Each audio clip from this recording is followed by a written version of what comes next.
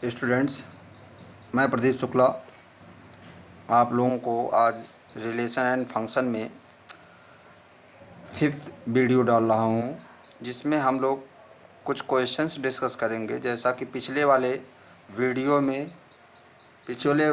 में मैंने बताया था आपको कि फंक्शन के कैरेक्टरिस्टिक के अकॉर्डिंग वन वन फंक्शन क्या होता है, ऑन टू फंक्शन क्या होता है, मेनी वन फंक्शन क्या होता है।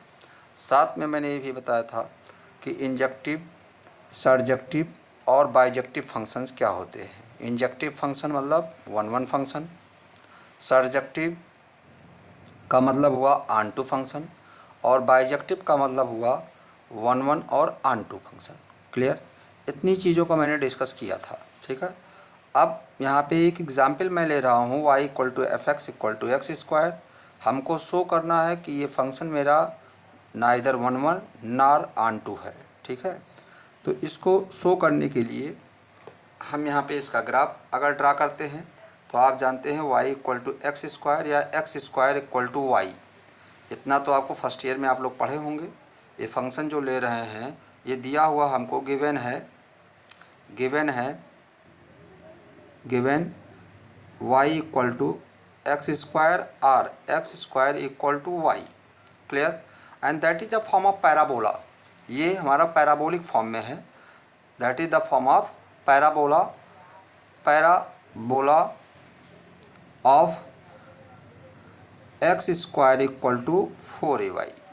स्टूडेंट्स, आपको बहुत अच्छी तरीके से मालूम है अगर इस फॉर्मेट में मेरा कोई पैराबोला होता है तो x पावर इवन होने के कारण ये सिमेट्री जो लेगा वो y एक्सिस पे लेगा और यहाँ प्लस है तो पॉजिटिव y एक्सिस पे सिमेट्री लेगा। क्लियर?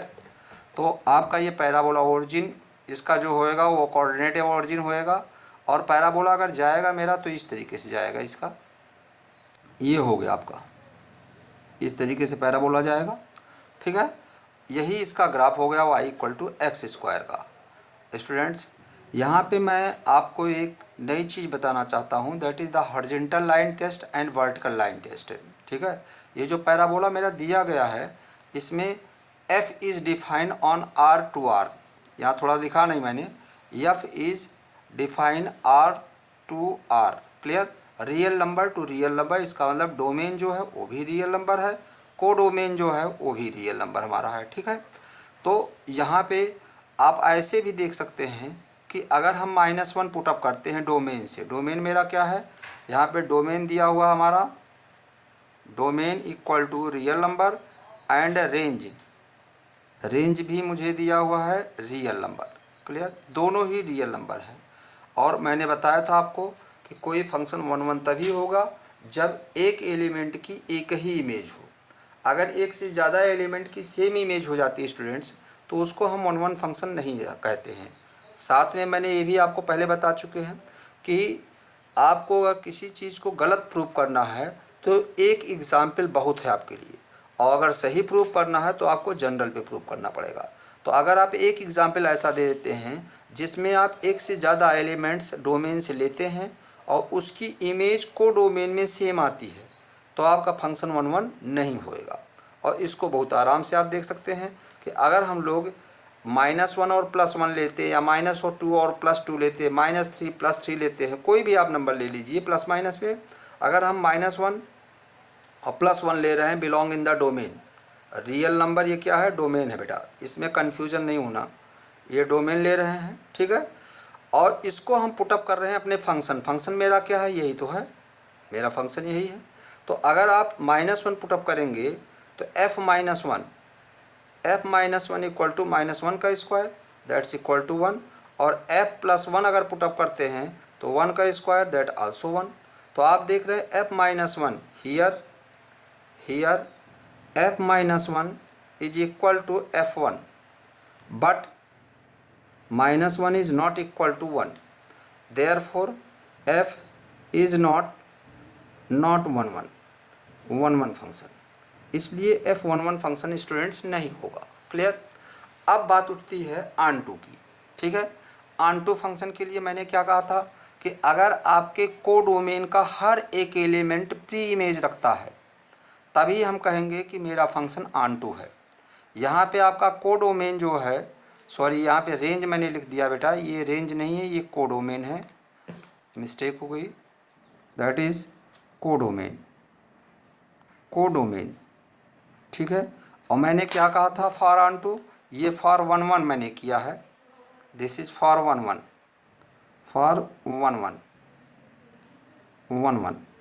अब मैं कर रहा हूँ for onto, onto prove करने के लिए मैं क्या कर रहा हूँ ये देखिए आप, ठीक है। फॉर ऑन टू मैं आपको ये दिखाना चाहता हूँ कि आपके कोडोमेन के हर एक एलिमेंट प्री इमेज नहीं रख रहे हैं। कोडोमेन के एलिमेंट जो होंगे वाई होंगे, डोमेन के एलिमेंट एक्स रिप्रेजेंट करते हैं, ठीक है। तो यहाँ पे ये गिवन है, given y equal to x square, this implies x equal to under root Y, ठीक है। तो कहने का सेंस ये है, आप कोडोमेन से कोई एलिमेंट लीजिए, ठीक है, कोई भी एलिमेंट ले लीजिए और इस y की जगह रखिए। अगर जो भी वैल्यू आ रही है वो आपके डोमेन में बिलोंग कर रही है, समझ रहे हैं, तब तो हम कहेंगे कि हमारा उस एलिमेंट का मतलब जो इमेज है उसकी प्री इमेज अवेलेबल है हमारे डोमेन में। और अगर ऐसा नहीं होता है तो हम कह देंगे कि इसका प्री इमेज अवेलेबल नहीं है। इसका मतलब कि ये जो हमारा कोडोमेन का एलिमेंट है ये किसी की इमेज है ही नहीं, क्योंकि अगर इमेज होती तो उसकी प्री इमेज हमारी एक्स के रूप में ज़रूर डोमेन में आती। इस पर थोड़ा मनन करिएगा तो आपके समझ में आएगा अच्छे से। अब आप यहाँ सोचिए कि कोडोमेन चूँकि रियल नंबर हमारे हैं, देखिए यहाँ पे कोडोमेन रियल नंबर है, तो रियल नंबर में तो नेगेटिव नंबर भी होती है और पॉजिटिव नंबर भी होती है। अगर मैं कोई भी नेगेटिव नंबर ले करके वाई की जगह पुटअप कर रहा हूँ कोडोमेन से, ठीक है, यहाँ लिखते हैं कि let for Y equal to -3 belong in codomain, codomain that is under root -3, ठीक है, दैट इज मत लगाइए, देयर फोर अंडर रूट -3 ये वाई की वैल्यू है, does not is equal to X है ये, ठीक है, does not belong in the domain real number, यहाँ डोमेन लिख दीजिएगा, डोमेन रियल नंबर, ठीक है। इसको लिखने इसका तात्पर्य क्या हुआ कि मैं एक एलिमेंट के माध्यम से दिखाना चाहता हूं कि इसकी प्री इमेज हमारी अवेलेबल नहीं है डोमेन में, ठीक है। और किसी चीज़ को झूठा साबित करने के लिए एक एग्जाम्पल बहुत होता है, इसलिए आप वैलिड हो गए लिखने के लिए। Therefore this implies F is not onto function, तो ये आपका ऑन टू फंक्शन नहीं होगा, ठीक है। अब यहीं पे हम इसी के हेल्प से, आप सोच रहे होंगे कि आपने ग्राफ सर ड्रा किया है, तो ग्राफ ड्रा करने के पीछे रीज़न है, उसको मैं आपको बता रहा हूँ। स्टूडेंट्स यहाँ पे 2 टेस्ट मैं बताने जा रहा हूँ आपको, एक हॉरिजॉन्टल लाइन टेस्ट, एक वर्टिकल लाइन टेस्ट। स्टूडेंट जो हॉरिजॉन्टल लाइन टेस्ट होता है, this one is the test for testing the function is 1 1 or not, for 1 1 or not, कोई फंक्शन मेरा 1 1 है या नहीं है उसके लिए हॉरिजॉन्टल लाइन टेस्ट है। Vertical line test for onto, अगर किसी फंक्शन को ऑन टू चेक करना है तो हम लोग वर्टिकल लाइन टेस्ट करते हैं, पहले हॉरिजॉन्टल लाइन टेस्ट।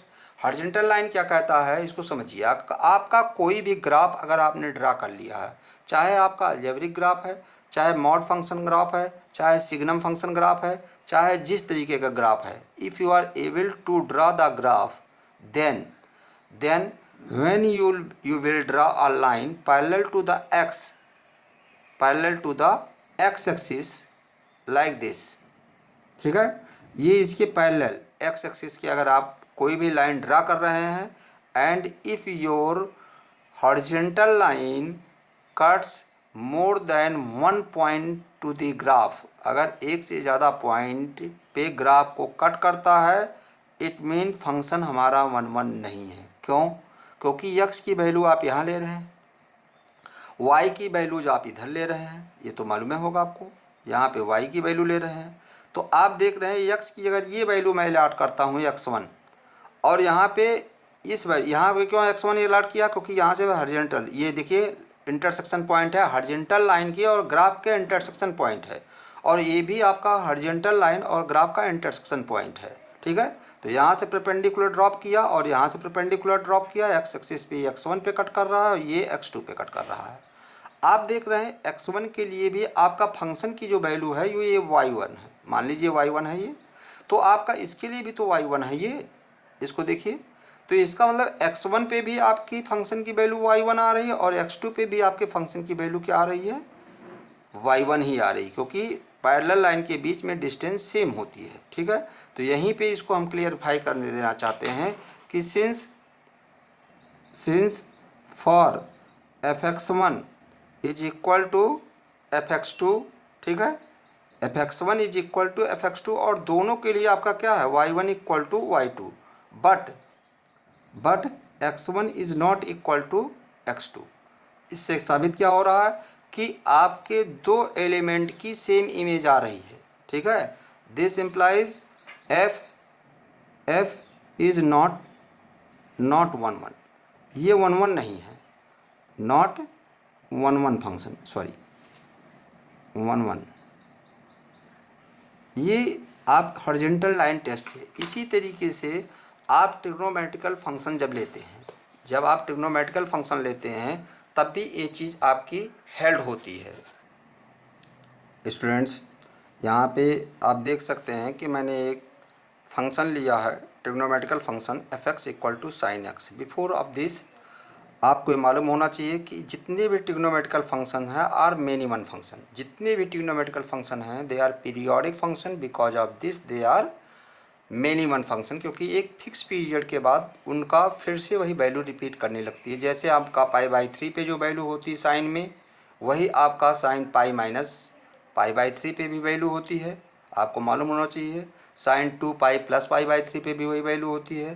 तो आप देख रहे हैं ये सभी फंक्शन इसीलिए मेनी वन फंक्शन होते हैं। अब यहाँ पे हम साइन फंक्शन का ग्राफ ड्रा कर रहे हैं।